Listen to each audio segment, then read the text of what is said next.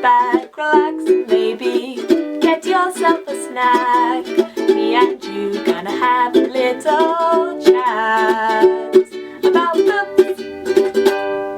Hey guys, so I am here today to do my wrap up for the month of February because we are now officially in March. As of today, it is Pancake Day, Shrove Tuesday. Happy Pancake Day to any of you who celebrate it. I love pancakes, so we definitely had some this morning, and it was my little baby boy's first pancake day, so he enjoyed tasting the pancakes as well. It was great fun. Going through what I read in February, I think if you remember my TBR, I had 9 books on my TBR. I did pretty well. I actually finished 10 books. However, I switched out a few of them for different ones for various reasons. So let's just run through what I actually managed to read. And also, I mentioned in a very recent video that I was doing a book pot challenge where for every book that I read in the year, I'm going to put £2 worth of money into a savings pot, and then at the end of the year I'm going to use that money to buy books and do a book haul. So because I read 10 books in the month of February, I have transferred £20 into my book pot, which is looking nice and healthy so far. So pretty successful for a month that only has 28 days to have read 10 books. I feel like that was really good going. Surprisingly so. I'm not convinced the year is going to continue on this pace, but I'm happy that the first 2 months have actually been really good with reading and I've been really enjoying it. So let's get into what I actually read. So the first book I finished up was The Boundless. I have done a review of this and it is the third one in the Deathless series, so I won't talk very much about it, but I enjoyed it. It wasn't my favourite of the series, but it was a lot of fun, and I'm glad to have finished a series because I am very prone to starting them, not very good at finishing them, but this one is a completed series for me now, and I think I gave this a 3.5 stars in the end. I also have reviewed Cold Magic, which is the next one I read, and I gave that one I think also 3.5 stars. I plan to continue on with this series, but I talk a little bit more in my review about why it didn't quite work as well as I thought it would. It started out great and then it had a few hiccups along the way for me, so check out my review if you want to know a bit more about that one. I then read An Unkindness of Ghosts, which I really enjoyed. It was my first venture into Rivers Solomon's work, and I'm definitely keen to read more of their work after having finished that one, and I gave it a 4 stars in the end. I then read Daughters of Marie, which again I picked up for Blackathon, same with the previous An Unkindness of Ghosts.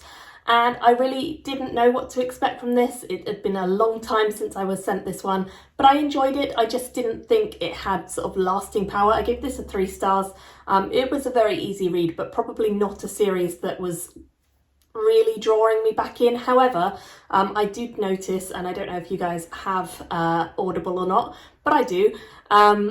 If you do have Audible, it's included with Audible Plus, this series, so you can download first and second book for free if you pay for a monthly membership of Audible. So I have downloaded the second because I've read the first. I thought, why not get the second and read that as well if it's free? So I probably will continue, despite saying that I wasn't necessarily going to go out of my way to continue. Because it was free, I probably will. But yeah, I gave that one 3 stars. I then audiobooked a memoir which is called Sitting Pretty, The View from My Ordinary, Resilient, Disabled Body, and this one was really good. It was narrated by the author. I enjoyed the story. Her life has been an interesting one, but it's also a pretty normal one, like she says in the title. However, she just happens to be disabled, and so it really opens your eyes to some of the things that disabled people go through on a regular basis, whether that is bad stuff, good stuff, just things that are not actually fitted or kitted out for them. It's a lot of stuff that you wouldn't necessarily think about as an able-bodied person. So I really do think it's worth reading, especially if you don't really think about disabled situations very much in your day-to-day life. Then this is a new perspective to check out, and I enjoyed this a lot. I gave it a 4 stars in the end, and I think the author narrating it was a good plus in its favour. I then read With the Fire on High, which I think was recommended on someone's booktube channel, and I cannot for the life of me remember who it was, but I loved this. This is a contemporary YA, so it's really not something that I generally go for, but I loved it. It was full of culture, it was full of fun, it was full of really tricky situations. It's about a teen mum who is struggling to be a mum and also to go to school and learn culinary exercises. She wants to be a chef ultimately. She loves experimenting with food. She loves kind of being creative, but also she is struggling to balance everything with money and with her living situation, her family dynamic. Everything is a little bit up in the air. And I just loved this. I just fell in love with the characters. I thought the writing was great. I thought the descriptions of food in this were fantastic. Like, so surprisingly good. I was hungry. And I really liked the way that the author kind of compared some of the recipes to, like, she would write out a recipe and she'd be like, leave it to boil for the length of 2 Beyonce songs.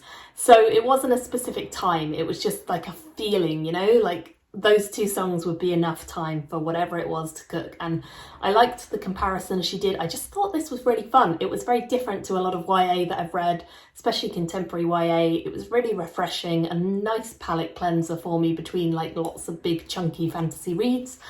So yeah, I really recommend this, and I'm definitely keen to actually try out some other work by this author, which I don't usually say about contemporary YA. Usually I'm like, not interested in the next one, don't want to read more from them. Not the case here. 4 stars for this. I think almost a 4.5 actually, because I just really enjoyed this. I just found it really, really fun. So I highly recommend that if you're looking for contemporary YA as a palate cleanser. The next one I read was a huge book, a chunky tome, and that one was kind of my main mission over the month of February. It was the book that I really wanted to finish up because I know the next one is coming out in a couple months and that's the final one in the series, so I was desperate to get to this. That is The Veiled Throne, and I just love this. I know I've read a couple of other reviews. This was originally going to be the final one in the series, but it ended up being split into 2 books. So this is kind of the first half of the final book. Now, I gave the first one 4 stars in the series and the second one 5. And I just loved this. It was so different from what I expected. The first half, I think, was kind of similar to what I expected from the second and the first books. Like, I enjoyed it a lot. It was following this big scoping world, this massive amount of characters, and you kind of ease yourself back into the story. I found it pretty easy to get back into. I know some people struggled with it. I particularly found it really easy to get back into. So that worked really well. But then the second half of this book was just so different. It was not what I expected. It was completely different to anything that I have read in a book. And again, cooking came into this in a massive way. I don't know why February seemed to be like a really cooking heavy book month for me, but it was great. And I think I'm going to do a full review on this because I gave it 5 stars. I absolutely loved it, and I'm super excited for the final book. I cannot wait to finish up the series, but equally I'm really sad about finishing up the series because I think this might be my favourite ongoing series at the moment. I just love it.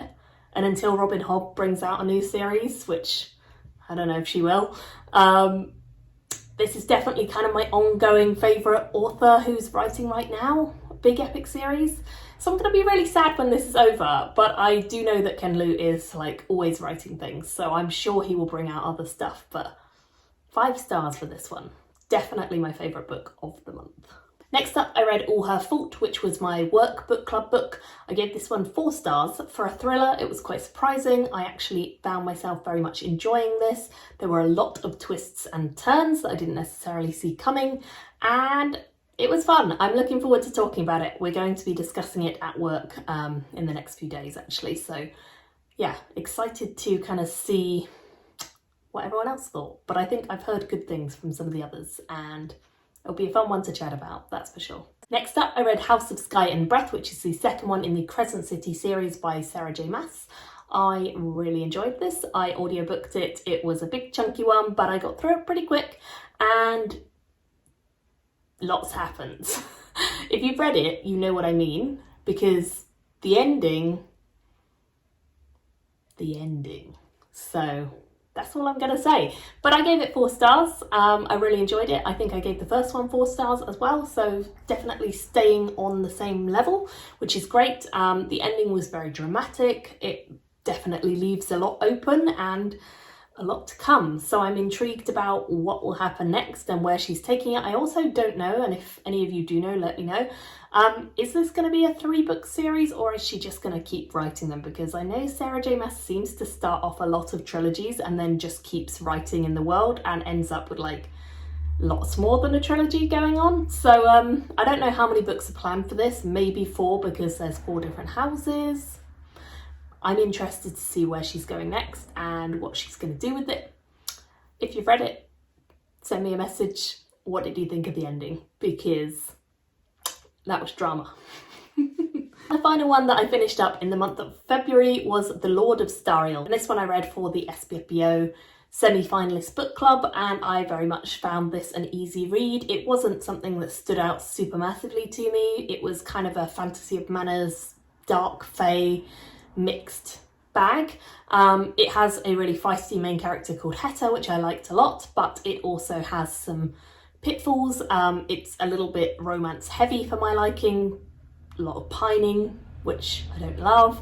But I know that if you do like romance and you like fantasy of manners, then this is really going to appeal to you. I think I gave it 3 stars in the end. It was likeable, very easy reading, but probably not a series that I will go back to.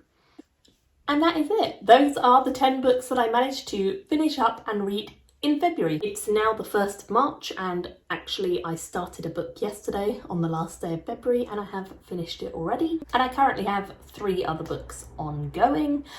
I'm not entirely sure what I'm doing in March yet, so check out my TBR coming soon to see what plans I have. I think there is a readathon in March as well, so I will plan out some books for that too. So yeah, that is everything. Let me know what you read in February, what was your top book of the month, and have you read any of the ones that I just mentioned? Thank you all so much for watching, and I will see you in another video very soon. Bye everyone! Thank you for watching my video today. Go pick up a book, then come back and chat with me again.